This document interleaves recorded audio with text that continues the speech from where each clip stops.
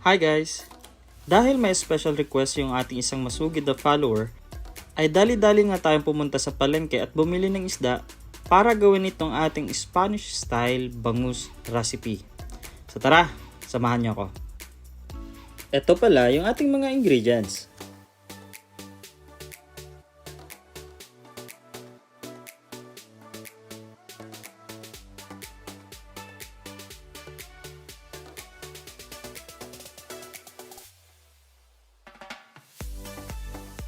So una nating ginawa is in-slice at nilinis natin yung ating bangus.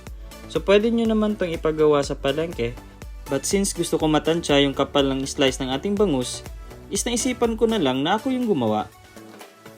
Hindi rin to bago sa akin guys dahil tayo po ay lumaki sa palengke.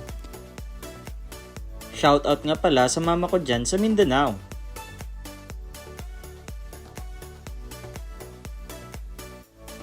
Once malinis na natin yung ating bangus, ay ganito na po yung kanyang kalalabasan. Next natin na gagawin is ibabrine muna natin yung ating bangus for about 30 minutes. So nag-add lang tayo dito ng 2 teaspoon ng asin. Make sure lang natin na makover yung ating bangus ng maigi.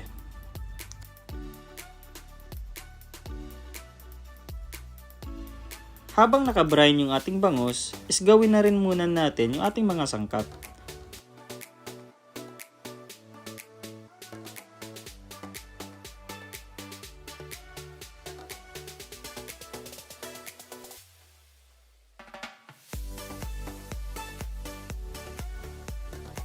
Itong process na ito guys is optional na, so pwede nyo na itong i-skip at i-slice na diretso yung ating carrots.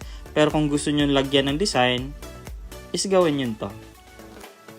After 30 minutes is hugasan na natin yung ating brine na bangus at make sure na tuyo ito gamit yung ating paper towel. Ipiprito pala natin yung ating bangus saglit guys para magkaroon ito ng kahit papanong texture.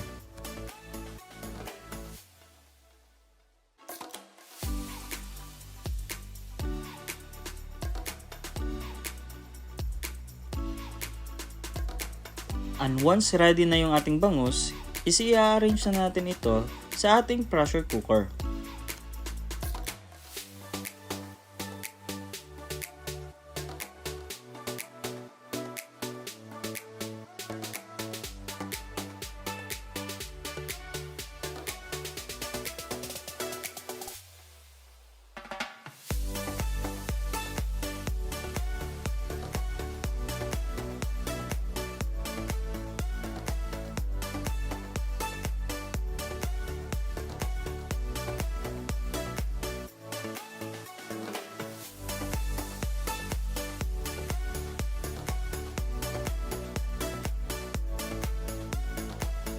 Canola oil pala yung gamit natin dito guys instead of olive oil para medyo makatipid tayo.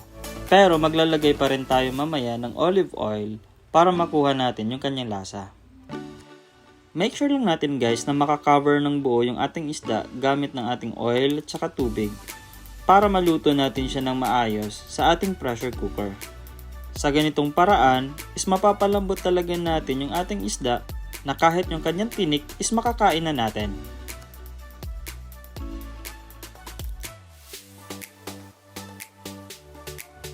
Lutuin lang natin ito guys ng mga 45 minutes to 1 hour.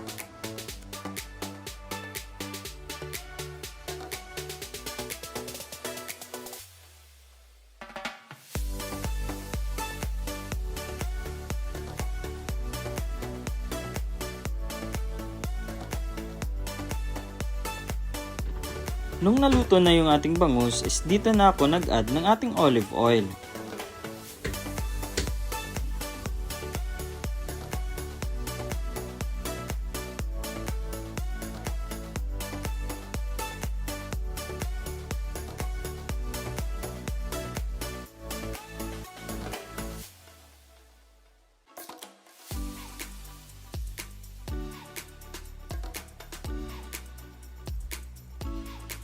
Di ko na nga napigilan guys at nagkamay na rin tayo.